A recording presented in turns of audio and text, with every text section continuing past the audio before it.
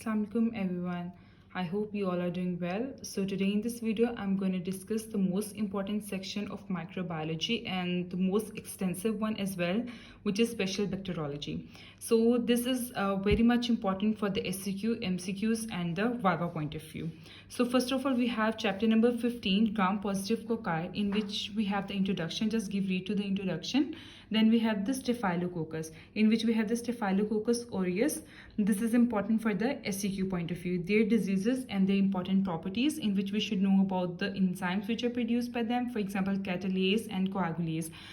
Basically, this differentiates them from other organisms. So these are important. They often come in scenario. So important for the SCQ point of view. And then we have table 15.1. Just read to this table. I think you should know about the cell components of the cell wall components. For example, protein A, teichoic acids, and the polysaccharide capsules. These are important for the SCQ point of view. Just read to the transmission. And then pathogenesis, again this is important for the SCQ point of view. You should know about all the toxins and the diseases which are produced by them. For example, enterotoxin causes a food poison. This is important for the MCQ's point of view. Toxic shock syndrome, toxin causes a toxic shock. And then we have the concept of supraantigen. And then we have the exfoliatin, which causes the scarlet skin syndrome. This is important for the MCQ's point of view. Then you should know about all the toxins and the enterotoxins and specifically these enzymes. ये अलग से question आता है that the enzymes produced by the staphylococci, so these are important for the SCQ point of view.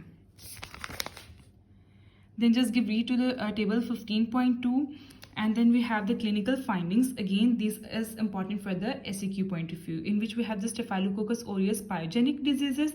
These all are important for the SCQ point of view. And then we have the Staphylococcus aureus toxin mediated diseases. This is again important for the SCQ point of view. So you should know only the name of this disease, Kawasaki disease. No need to do the whole detail. And then again, laboratory diagnosis is important for the SCQ point of view. You can just skip the treatment and the prevention.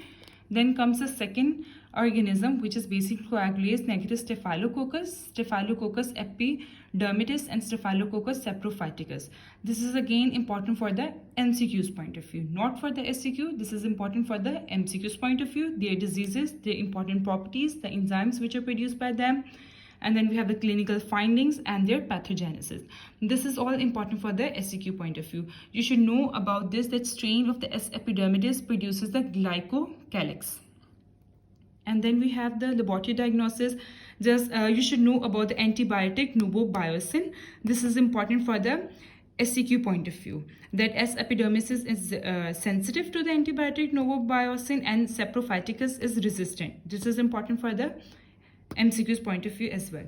And then we have the third organism, which is Streptococcus. This is again important for the SCQ point of view. Their diseases, their important properties, in which we should know about all the type of the hemolysis, alpha hemolysis, beta hemolysis. This is important for the SCQ point of view. ये scenario में भी आ जाते हैं. Again, table 15.3, Streptococci of medical importance. This is important for the SCQ point of view. You should know about the typical hemolysis in each species and their diagnostic features. And then again, this is beta hemolysis, and then we should know about the antigens of beta hemolytic streptococci, for example, C carbohydrates, M protein, and these are important for the SCQ point of view. You can skip the classification of streptococci, beta hemolytic streptococci, group A streptococci. These are not important for either MCQs, SCQs, and the Viva point of view. And then transmission, just give the read to this topic. And then pathogenesis, this is again important for the SCQ point of view. Table 15.4, this is important for the SCQ point of view. Okay, these again are very much important enzymes related to the pathogenesis. Staphylococcus as well as Streptococcus enzymes are very much important for the SCQ point of view. You should know about all these four enzymes: hyaluronidase, streptokinase, dinase, and IgG degating enzymes. These are important for the SCQ as well as MCQ's point of view. And then we have the toxins. These again are very much important for the SCQ point of view. All the toxins are very much important of Streptococci and the Staphylococci.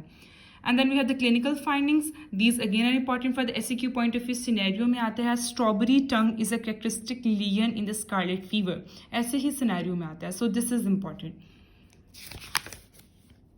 And then we have the post-streptococcal non-suppurative diseases. Only names of these are important. And then laboratory diagnosis. This is very much important for the SEQ point of view. Treatment you can skip, and as well as prevention. And then we have the Streptococcus pneumoniae, their diseases, their important properties, their hemolysis, and their quelling reaction. Quelling reactions is very much important for the scenario में ऐसे आता है. So this is important for the SEQ point of view. And then again their surface cell components, their transmission, their pathogenesis, their laboratory diagnosis, and sputum is red or brown rusty color. You should know about this color of the sputum. And so again you can skip the treatment and the prevention. So this is all about chapter number 15, gram-positive cocci. And then we have the next chapter, gram-negative cocci. This whole chapter is very much important for the SEQ point of view, in which we have the Neisseria meningitidis and Neisseria gonorrhoeae.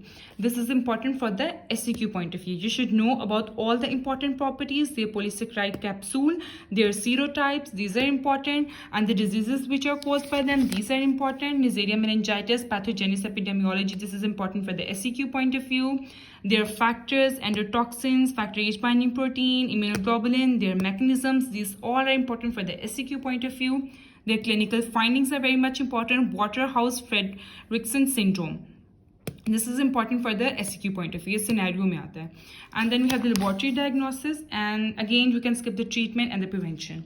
And then we have the Neisseria gonorrhoeae. This is again important for the SEQ point of view. You should know about the endotoxin of the gonorrhoeae, Neisseria gonorrhoeae and Neisseria meningitis. In case of Neisseria gonorrhoeae, we have lipo-oligosaccharides, which basically differentiates from the other organism. So this is important. Their clinical findings and their laboratory diagnosis again is important. You should know about the Thayer-Martin medium and what is nucleic acid amplification test, and it is abbreviated as NAAT. So this is important. You can skip the prevention and treatment. So this is all about chapter number 16, gram-negative cocci. So I'll discuss next chapters in my next video. Thank you so much. Allah Hafiz.